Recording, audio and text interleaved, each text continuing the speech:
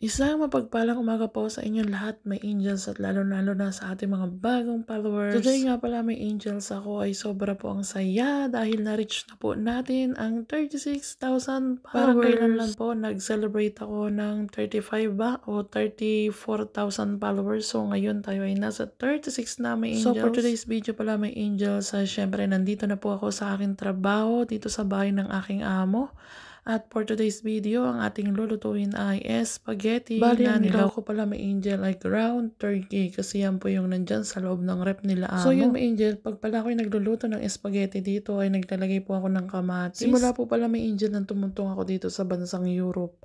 Kahit nung unang tungtong ko sa unang bansang Europa na napuntahan ko, which is Cyprus, ay talagang ang mga spaghetti po talaga nila may angel ay maasim. Hindi po katulad sa atin na di pa tayong Pilipino spaghetti natin ay medyo matamis-tamis, so, diba? So yan, angel, gusto ko lang i-share sa inyo. Kayo ba, kung nasaan bansa man kayo, paano sila magluto ng spaghetti? So dito po talaga yung nilalagyan ng kamatis, tapos bukod pa po sa tomato sauce or tomato paste, or kung meron kayong nabibili na talagang sauce ng spaghetti, much kasi better. Kasi itong amo ko may angel, nahuli ko ang panlasa nila sa spaghetti. Ang gusto po talaga nila ay maasim, asim po talaga ang mga gusto nilang pagkain, lalo na pagdating po sa spaghetti. Kaya may angel, ganyan po aking luto. Sinusunod ko syempre ang kanilang panglasa. So yun may angel, first time ko pala magluto nitong ground turkey na to na ilagay sa spaghetti.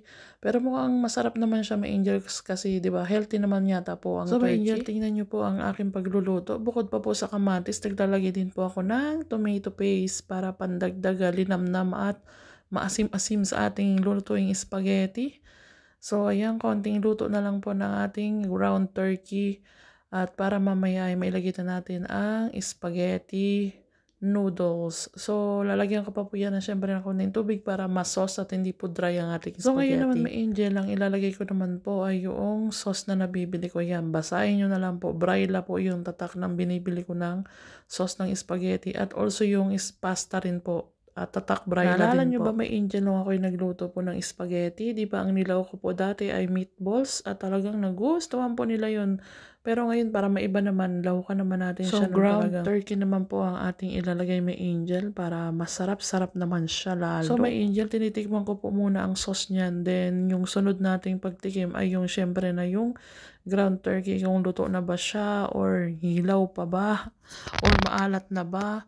So talagang kailangan po natin tikman ng maayos at kailangan before po ako magtikim po talaga ng pagkain, hindi po talaga ako kumakain ng matamis or maalat. Kailangan ako ay, ang bibig ko, ininom ko lang ay tubig para yung ating pagluluto ay hindi maalat or matamis. Gusto ko kasi may angel na kung ano yung natikman na luto ng amo ko nung unang-unang luto ko sa kanila, nasarapan sila, ay hindi pa rin po magbago ang aking luto sa kanila hanggang tumagal na mas nasasarapan pa rin sila sa akin luto. Syempre para mas mahaba ang ating trabaho dito at tumagal tayo dito. So may angel, ito na ang ating spaghetti, ang unang ating putahing ipapakain sa ating mga amo. So may angel, kanina nga pa pala nag-aabang ang anak ni amo, pabalik-balik na po iyaan sa kusina. So noong sinabi ko na spaghetti ang lulutuin ko, sabi niya sa akin mamaya na raw siya kakain at mag-aantay siya ng spaghetti. So ayan may angel, takpan na po natin para syempre hindi mapuntahan ng balahibo ng pusa kasi meron pong malaking pusa dito si amo at nangangalat talaga ang balahibo. So ngayon naman may angel, dito na po tayo sa pangalawang putahe at simulan naman natin na ang ating paglalagay ng condiments para imamarinate natin yung ating karneng pork. So yun may angel, ang pagmamarinate pala kung gusto nyong gayahin ay syempre ang tomato paste, ang powder na bawang, syempre lagyan mo ng tubig, paminta, asin, at ayun, yun lang po ang ating gagawin. Haluin lang natin yan at yan yung parang magic sarap dito sa Romania. Tubig, yan.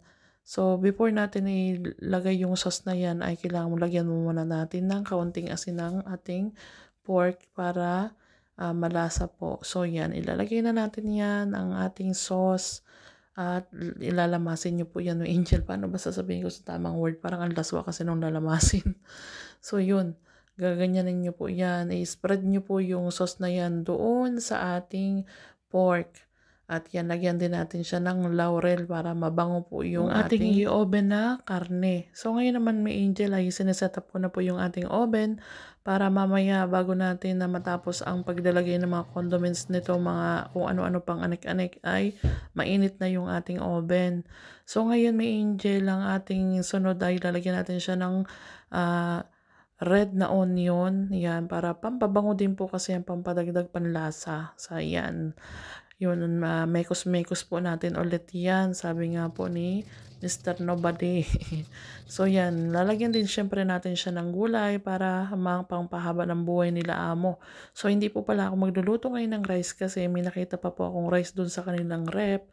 So sayang naman kung magluluto na naman ako ng rice. So yan, nilagyan ko na lang siya ng gulay.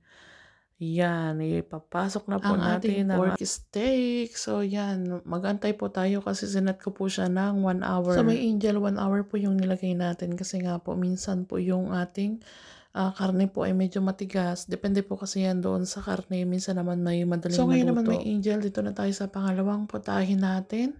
Sa ating pangatlong putahe, bali magluluto po ako ng soup, ng vegetable soup. As in yung parang creamy soup po na katulad ng niluto ko dati. Pero ibang gulay naman yung ilalagay natin, which is carrot. Yan na po yung anak ni Amo, may angel. Tingnan nyo po. Yan yung isa sa anak ni Among lalaki. So, di ba rin nakatalikod naman siya eh. So, yun yung nag-aantay lagi ng mga niluluto ko.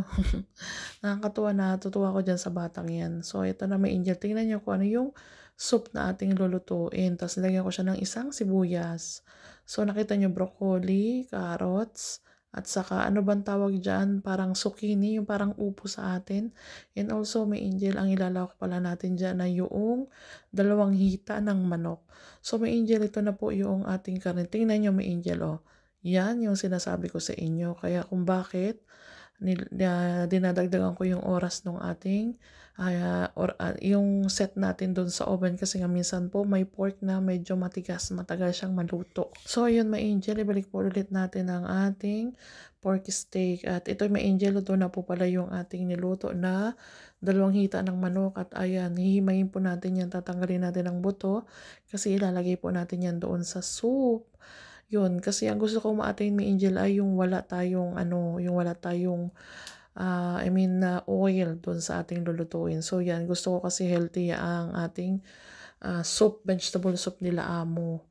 So ayan, dahil luto na lahat at atin nang i-blend na po natin para maging creamy po siya ang ating soup. Yung kailangan na walang buo-buo na kahit ano dyan, as in smooth po siya pag hinigo po ng ating may angel. Talagang tiyagaan lang po talaga ang pagluluto, may angel. Pero kung katulad ko po na hilig ang pagluluto, ay mag-i-enjoy po talaga kayo, may angel. Lalo na pag yung outcome ng inyong niluluto ay masarap at maganda yung presentation nyo, ay the best, hindi mo mararamdaman ang pagod. So ayan, may angel, ito yung sinasabi ko sa inyo para maging creamy siya, smooth siya doon sa ating bibig pag tinikman mo yan. At syempre, very healthy po yan kasi nga po, talaga namang lahat ay gulay yan, may angel. Bali pala may angel, nagtingin na rin po ako ng ganyang machine ng pag-blend doon kila Amo, yung ginagamit ko kanina. So mura lang pala yan, may angel, kasi nagtingin ako sa Altex. So one day, bibili tayo ng mga gamit ng mga ganyan.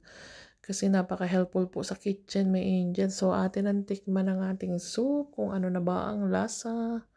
So, ayan. So, kamusta naman, Rona? Kamusta ang lasa? Approve? Approve daw, sabi ni Rona. So, yun, may angel. Tapos natin ang soup. Ngayon, ang ating steak ay tapos na rin po, may angel. So, sana nagustuhan nyo ang video natin for today, may angel. At pwede nyo gayahin ang aking mga niluluto kung gusto nyo po. Bye-bye, may angel. See you in our next video.